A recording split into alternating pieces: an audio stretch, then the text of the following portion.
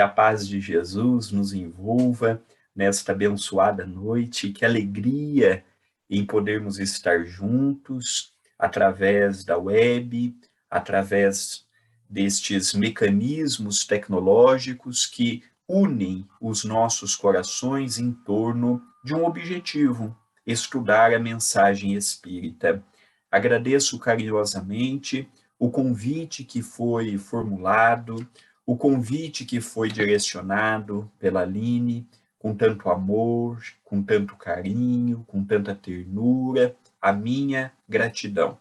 A Lilian, que está na direção das atividades, conduziu a leitura e a prece, emoldurou com tanto amor a respeito da minha pessoa, a minha gratidão. E aos demais companheiros deste plano e do plano espiritual que dirige todo este projeto. O tema proposto para nós meditarmos um pouquinho nesta noite, o papel do espiritismo na regeneração. Eu estou usando o computador do meu pai, devido o meu não ter a conexão aqui, acusando um bom estágio. Então, eu vou usar ele apenas como PowerPoint, porém, vou falar sempre direcionado aqui a webcam dele.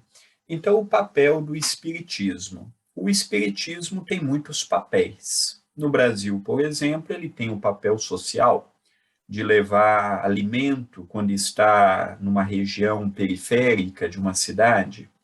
O espiritismo pode ser visto no papel de consolo, por exemplo, uma mãezinha que perde o seu filho e vem aquela saudade, já que a ordem natural são os filhos enterrando os pais e não o inverso.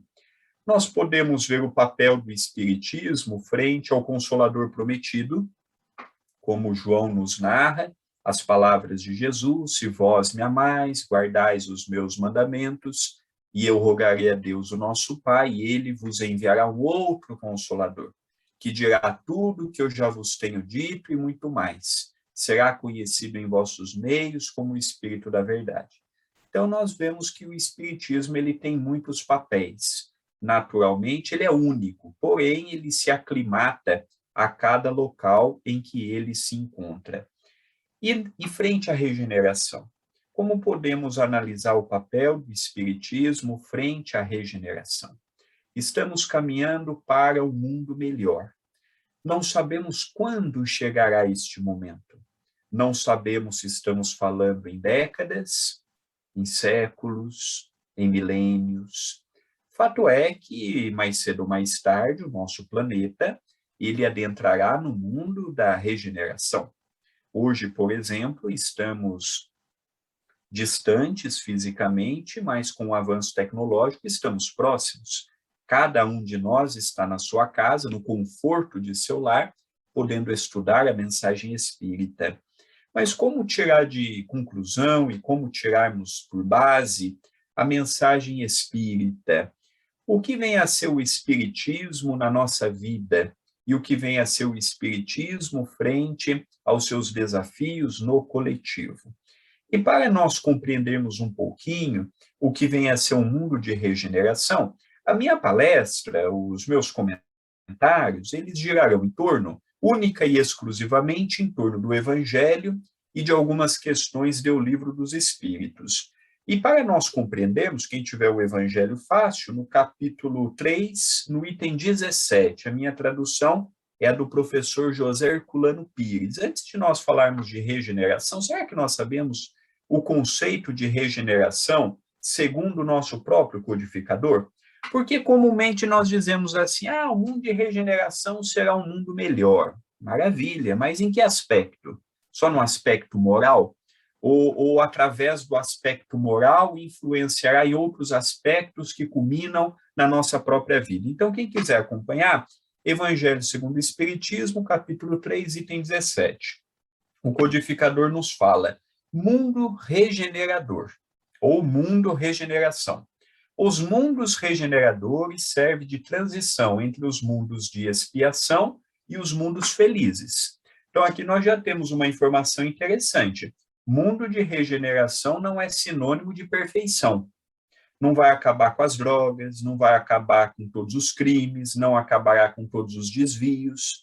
Às vezes nós imaginamos assim, chegou no mundo de regeneração, pronto, resolveu os nossos problemas. Qual que é a grande diferença do mundo de provas e expiações para o mundo de regeneração? O mundo de provas e expiações, ou expiações e provas, é questão de terminologia, de semântica, de provas e expiações, o mundo de provas e expiações é regido pela maldade, é o que nós vemos hoje. Maldade, sexualidade, é a alimentação equivocada, é o que nós temos visto hoje. É o materialismo imperando, é a ideia de termos cada vez mais.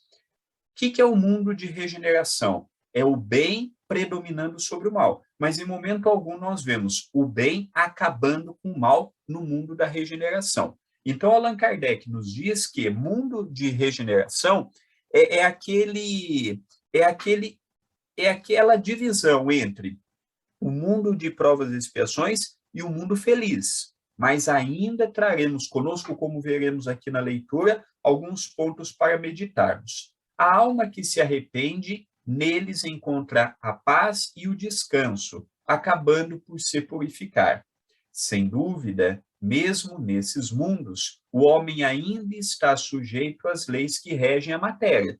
Então é importante nós fixarmos isto, porque eu vejo que no Espiritismo fala muito assim, a regeneração, mas às vezes a gente não sabe o que é a regeneração.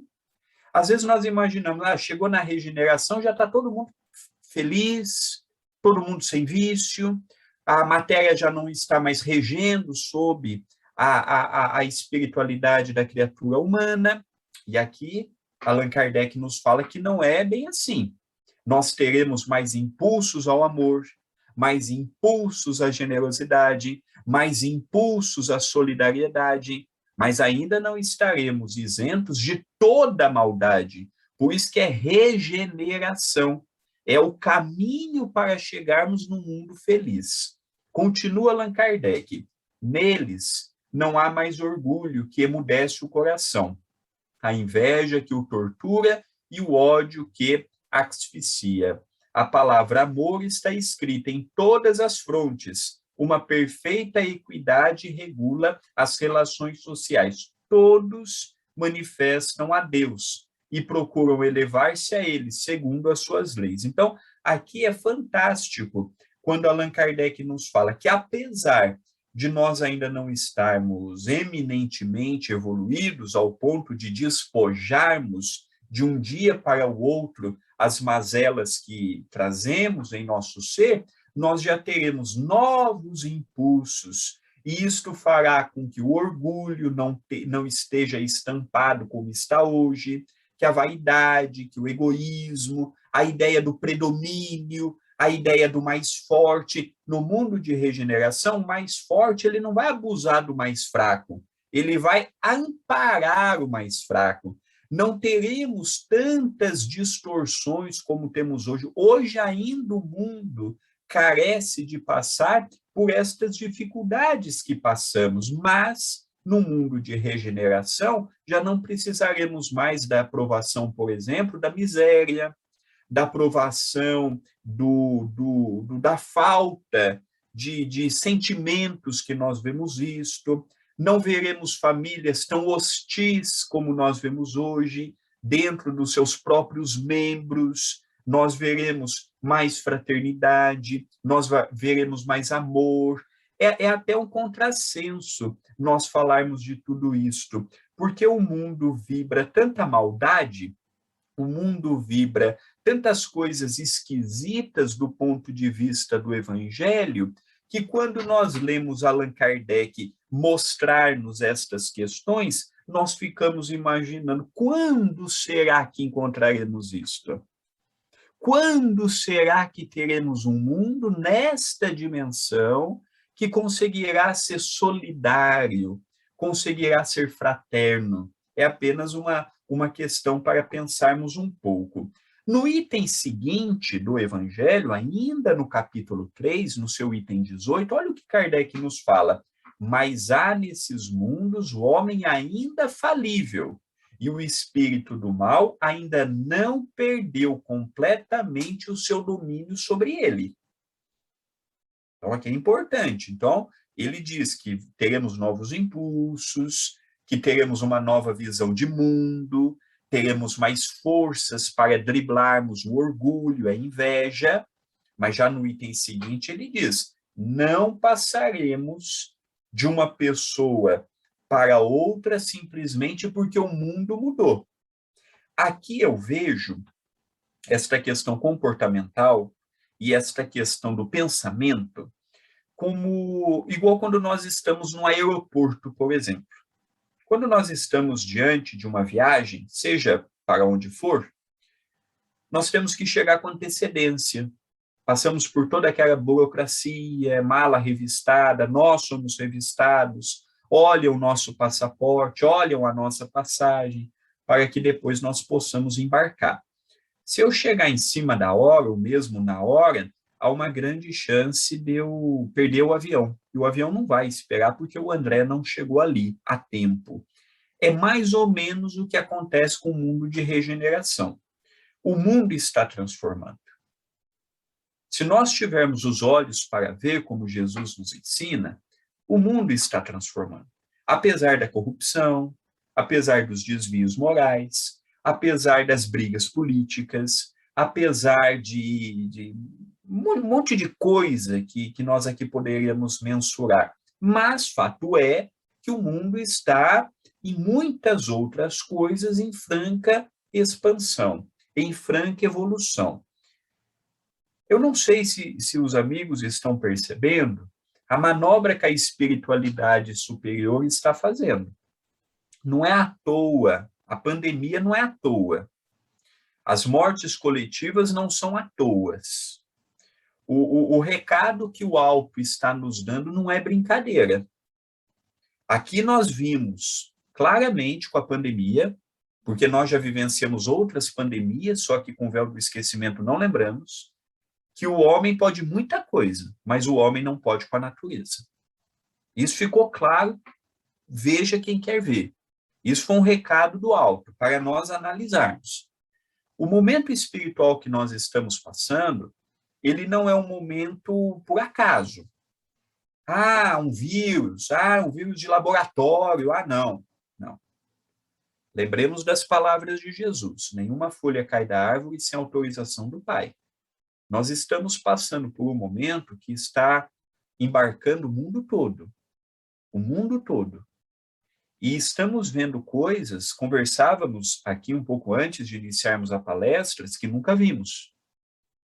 Tempestades em lugares que não eram naturais naquele momento, climas elevados ou com um frio que não era proporcional. A natureza, nesses últimos tempos, tem nos convidado a meditarmos muito, a analisarmos muito. Talvez por não compreendermos exatamente o que se passa espiritualmente, não estamos notando.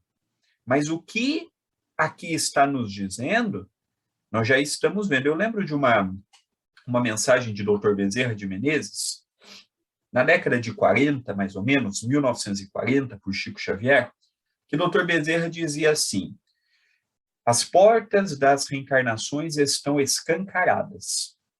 Virão incendiários, corsários, alcoólatras, drogaditas, pessoas com desvios sexuais, pessoas arraigadas com o poder, pessoas arraigadas com o dinheiro, e assim sucessivamente. E no final da mensagem, o Dr. Bezerra diz assim: são espíritos que pediram uma última oportunidade para provar que têm condições para permanecer na Terra. E nós estamos vendo claramente que não estão aproveitando a oportunidade. Nós estamos vendo que, mesmo com a pandemia, vimos muitas pessoas se conscientizando, mas vimos ainda mais sem qualquer noção de responsabilidade para com o próximo. Então, o que Allan Kardec nos fala aqui é um convite que há mais de 150 anos está em curso. O mundo será de regeneração. Quando? Não sabemos. Se veremos aqui ou no mundo espiritual, se teremos outras oportunidades para constatarmos, nós não sabemos. Fato é que o mundo está mudando. E verdadeiramente, muitos que estão desencarnando já não estão ficando na psicosfera da Terra. Há muito tempo, o nosso querido Chico já dizia isso. Estão indo para outros orbes dar continuidade na evolução.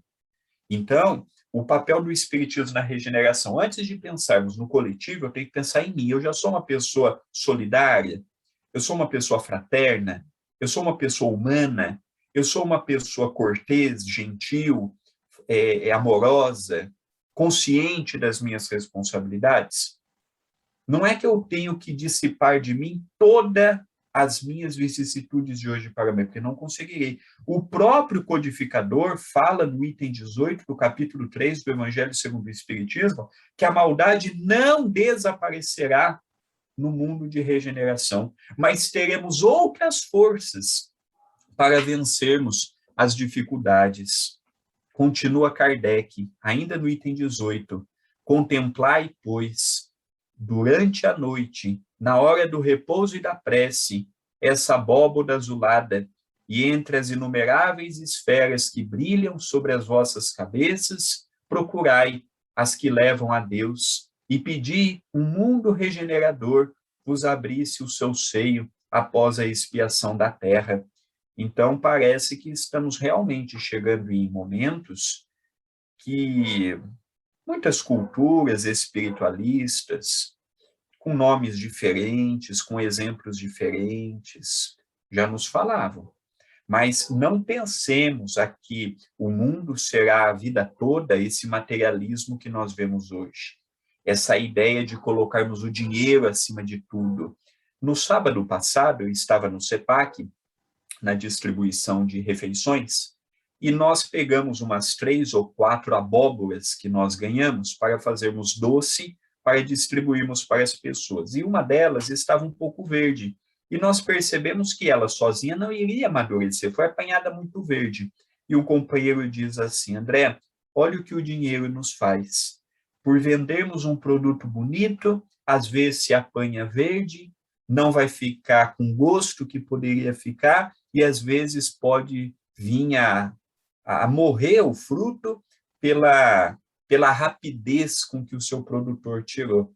Então, nós estamos caminhando para uma modificação no comportamento do pensamento. Às vezes a gente pode até pensar assim, mas isso é inviável. Não é inviável. Nós vimos com a pandemia que nada é inviável. Ninguém imaginava, por exemplo, que a internet traria tantos avanços em um espaço curto de tempo como trouxe de março do ano passado até hoje. Hoje, quase todas as casas espíritas possuem um departamento de televisão web. Isso era inimaginável. Em 2018, 2019, a gente fazia os trabalhinhos ali no centro, acabava. Hoje já não. Hoje, mesmo os centros retornando, a web já se tornou uma realidade.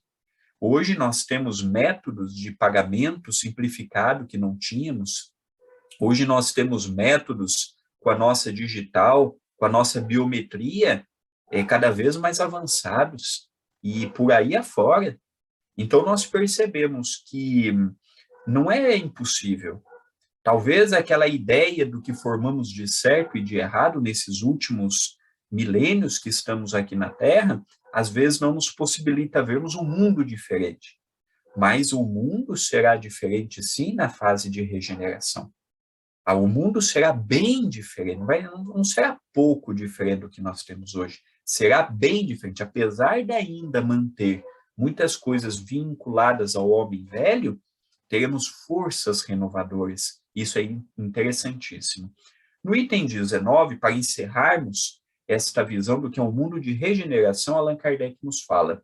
O progresso é uma das leis da natureza. Então, aqui nós não vimos nada de extraordinário.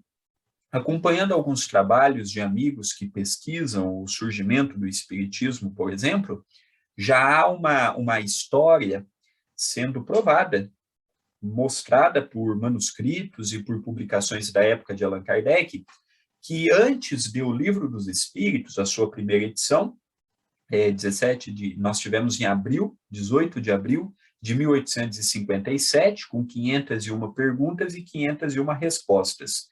E nós já estamos vendo que no ano anterior, 1856, Allan Kardec já publicou, na forma de uma revistinha, as leis morais, por exemplo, que estão chamando do Livro dos Espíritos Zero.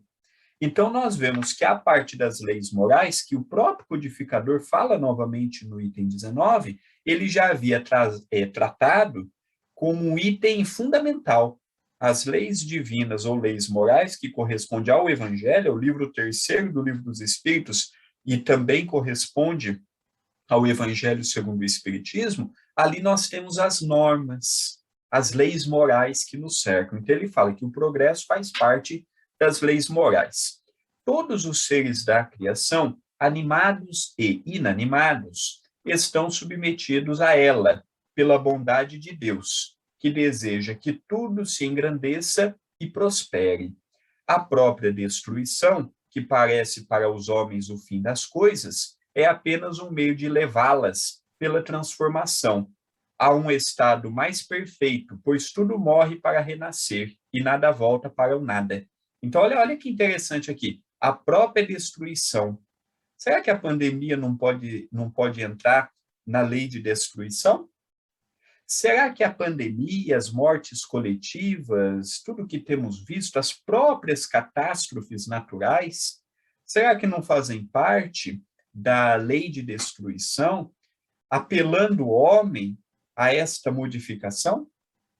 Então, aqui ele nos fala que tudo caminha para uma transformação e que nada será como antes, porque tudo está sujeito ao progresso, e que é necessário morrer para renascer. Então, olha a profundidade. Já paramos para analisar se nós tivéssemos hoje, por exemplo, Allan Kardec reencarnada, ou mesmo a mediunidade extraordinária do nosso querido Chico, podendo dizer-nos com propriedade o que está ocorrendo neste instante no plano espiritual, neste instante no plano físico. Então, o fato é que o que nós estamos passando, eu imputo como fazendo parte da lei natural, subdividida na lei de destruição. Ah, é uma catástrofe. Depende do ponto que se olha. O que é uma catástrofe? Será que a catástrofe não é o caminho que nós estamos indo para a ideia de ter cada vez mais? Será que a catástrofe não é nós estarmos mergulhados na necessidade de termos cada vez mais? Eu me lembro que certa feita no Abacateiro, que eu considero como sendo o maior centro espírita que o Brasil já teve, o Abacateiro era o Chico Xavier, no bairro Vila do Pássaro Preto, que hoje já não existe mais, hoje é Parque das Américas, ou uma parte do Ozanã, em Uberaba, e lá embaixo de um abacateiro, numa casinha muito simples com um madeiramento rústico, ia, por exemplo, 15 mil pessoas pegar alimentos e ouvir a mensagem. Então, eu coloco como sendo o maior centro espírita em frequência que nós temos ideia. Imagina, em Uberaba, uma região quente do Brasil, 2 horas da tarde, para ouvir o evangelho e pegar alimento.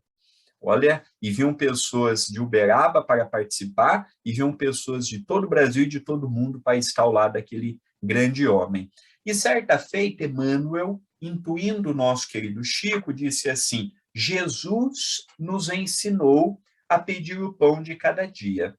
O homem, não satisfeito com o pão de cada dia, está preocupado com o recheio. Quanto maior, melhor. O recheio é o supérfluo. Eu preciso ter. Para quê? Às vezes nós precisamos. Precisamos para quê? Já perguntamos? Ah, eu preciso de um carro novo. Para quê? Ah, eu preciso de uma casa maior. Para quê? Ah, eu preciso comprar um objeto. Tá barata, na promoção. Para quê? Quantas coisas não temos na nossa casa que não serve para nada? Compramos e não serve, mas também não damos. Às vezes a gente deixa de ajudar uma instituição, deixa de ajudar um familiar, deixa de ajudar quem precisa para comprar uma coisa que nem usa. Então, será que não é isto uma catástrofe? Hoje nós vemos uma geração de 25 anos para baixo em que quase todos usam drogas, bebem, fumam, usam errado a sexualidade. Será que isso não é uma catástrofe?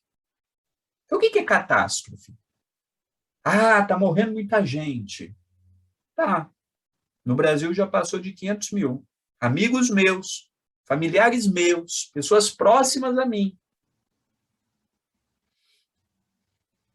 Mas se não fosse disso, poderiam ter desencarnado de um AVC? Ou será que eu vou imaginar que é o acaso? Ou será que eu vou imaginar que desencarnou gente que não precisava desencarnar? Ou será que eu vou entrar naquela ideia de que são vítimas? Vítimas do quê? Vítimas do efeito colateral da lei divina? Se eu imaginar isso, eu imagino um Deus imparcial. Aí eu sou espírita, mas não sou. Porque eu vou na casa espírita, falo no mensagem espírita, mas na hora do testemunho não é bem assim. Então, nós vimos o mundo de regeneração. Agora, eu vou para o livro dos Espíritos, no seu capítulo 8º, Lei do Progresso. Quem quiser acompanhar, questão 781. Minha tradução, professor José Herculano Pires.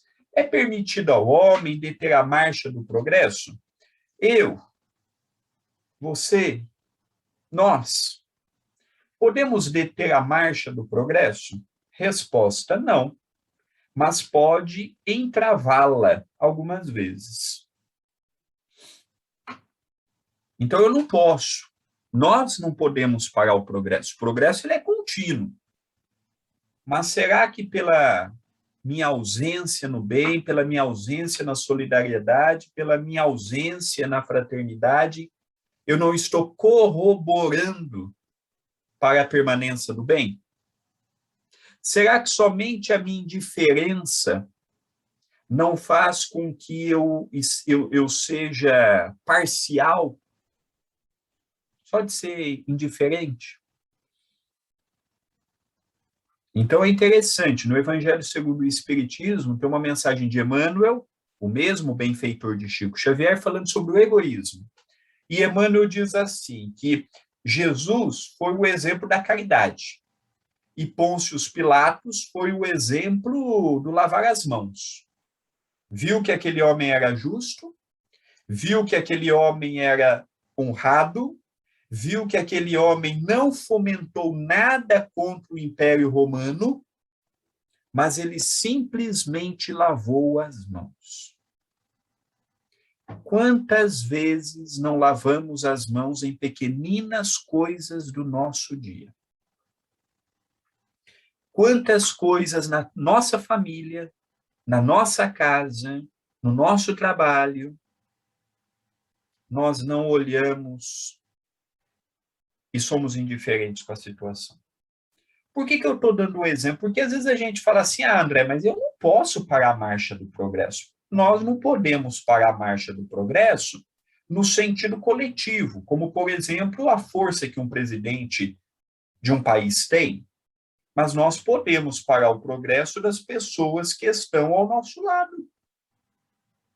Nós podemos atravancar o progresso. Eu me lembro, uma das leis mosaicas, o Decálogo, os 10 mandamentos que Moisés nos trouxe no Monte Sinai, um deles é não matarás. Então o espírito amigo perguntou um dia, André, você já matou alguém? Eu disse, não. O espírito tornou a me perguntar, você tem certeza? E eu convicto, disse, não. Quando ele me perguntou na terceira, eu já fiquei preocupado. Será que eu matei alguém? Não sei. Aí eu falei assim, não, eu creio que eu não matei. Nessa existência eu não matei ninguém. Ele diz assim, mas você nunca tirou o sonho de uma pessoa? Você nunca tirou a vontade de uma pessoa? Você nunca tirou o prazer de uma pessoa de ter algo e uma palavra, cuidado com isso ou com aquilo, a pessoa perdeu a vontade de ter aquilo? Eu disse, olha, olhando por esse prisma, eu já matei muitas pessoas. Não é matar tirando a vida, mas é tirando um sonho, uma vontade, é limitar o progresso. Então, quando nós vemos, é permitido ao homem deter a marcha do progresso, aqui é dúbio. Eu posso olhar tanto o progresso individual quanto o progresso coletivo. Eu não preciso ser um homem poderoso para parar o progresso.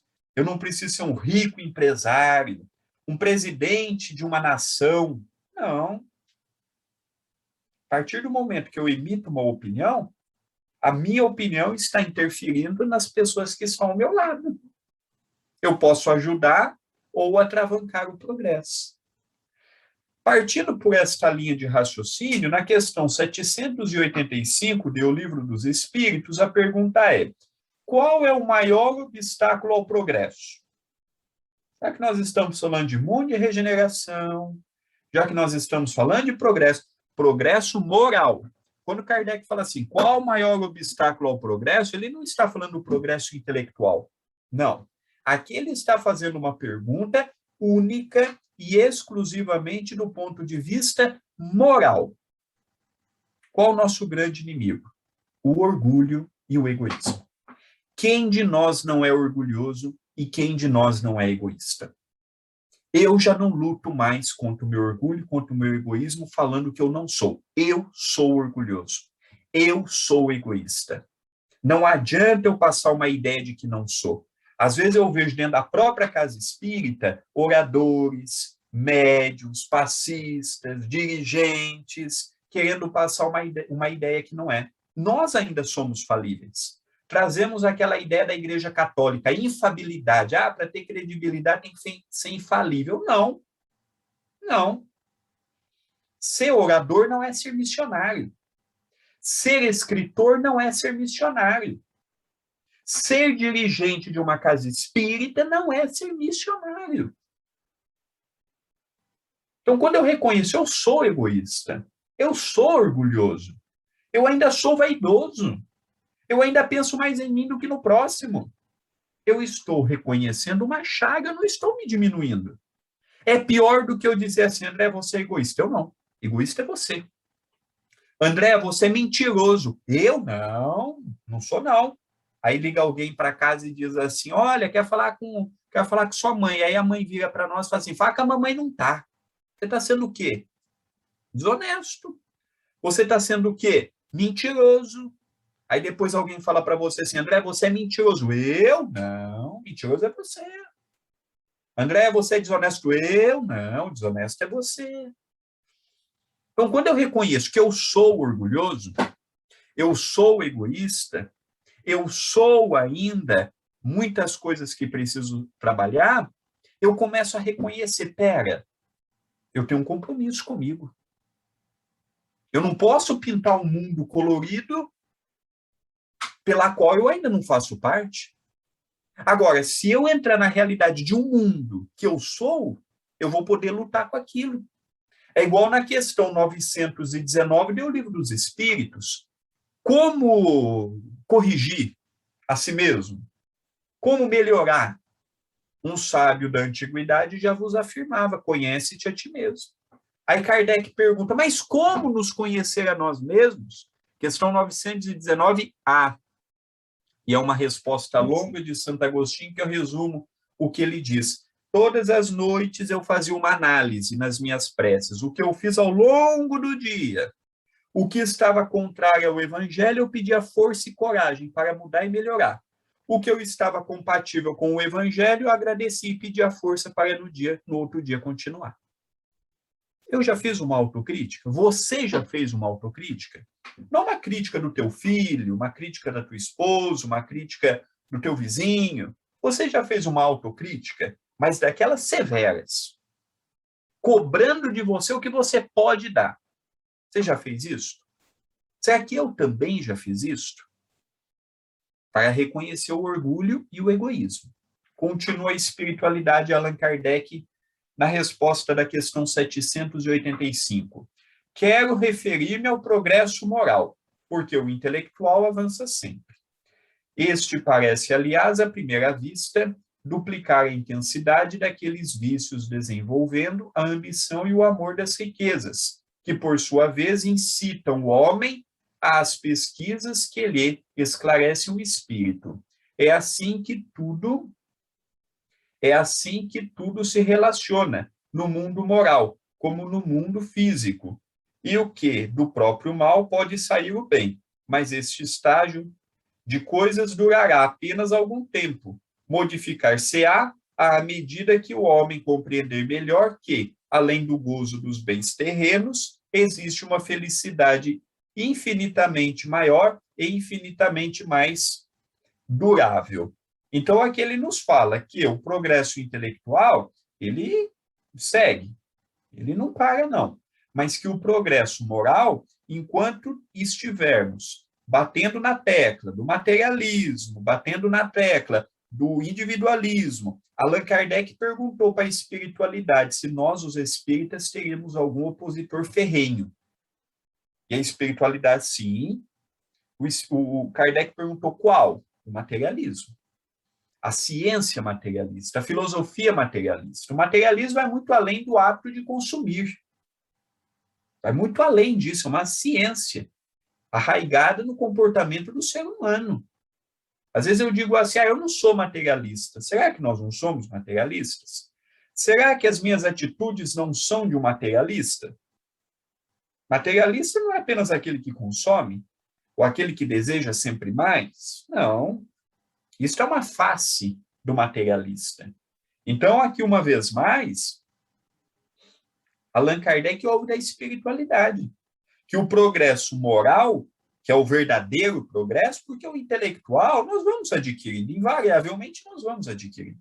Agora, o progresso moral, nós podemos, pelo nosso esforço, andar mais rápido, ou pelo nosso desleixo, deixá-lo parado no tempo e no espaço. E o mais bonito de tudo isto, depende de cada um de nós. Olha que fascinante este ponto. Ainda, seguindo pelo Livro dos Espíritos, questão 799. De que maneira o Espiritismo pode contribuir para o progresso? Essa pergunta, eu acredito que ela é muito importante. Aqui vem coroar o papel do Espiritismo no mundo de regeneração. Kardec, ele coloca em outras palavras, ele coloca na forma de uma frase. De que maneira, de que forma o Espiritismo pode contribuir para o progresso?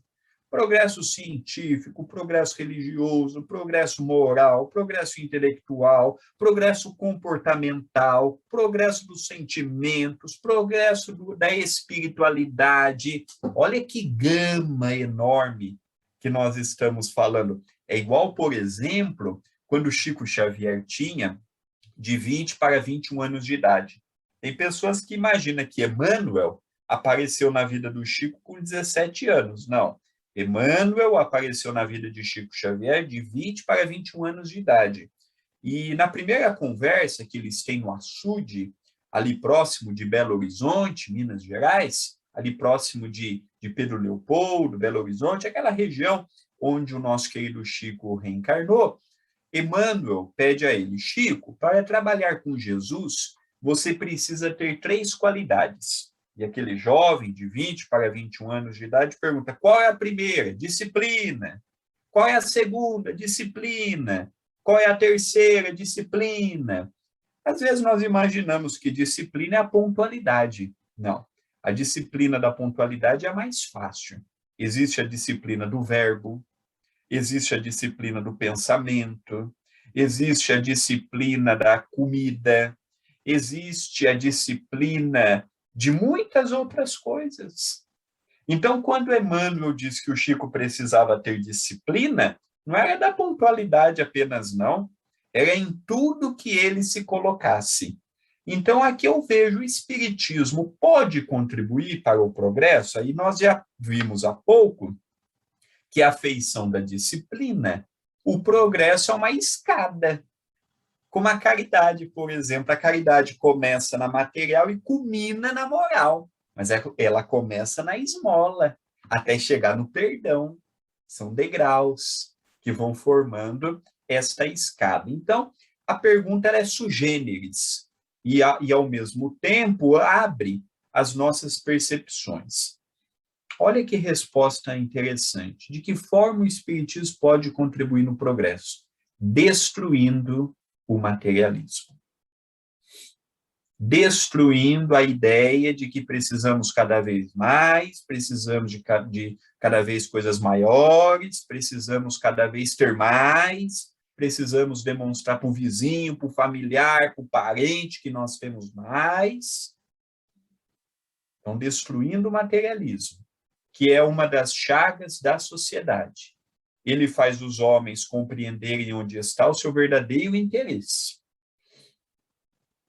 Então, nós temos duas concepções hoje: o espiritualismo e o materialismo.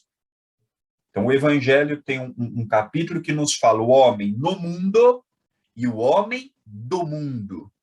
O homem no mundo é aquele homem que passa pelo mundo, vive o mundo, mas não se contagia pelo mundo. Ele usa o que o mundo lhe oferece. O homem do mundo é aquele que só vê o que o mundo pode dar. Então, tudo tem um valor. As pessoas têm número e preço. São descartáveis. Deu certo, bem, não deu, são substituídas.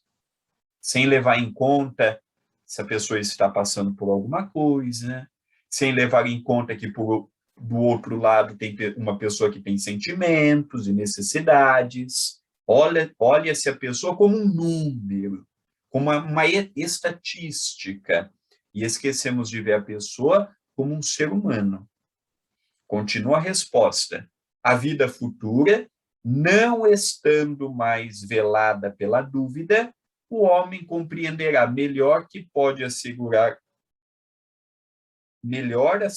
o seu futuro através do presente, destruindo os preconceitos de seita, de casta e de cor. Ele ensina aos homens a grande solidariedade, os deve unir como irmãos. Então, nós vemos aqui neste resumo que fizemos a respeito do papel do espiritismo na regeneração. Nós podíamos até conversar sobre muitas outras coisas, mas ficamos aqui com o Livro dos Espíritos e com o Evangelho.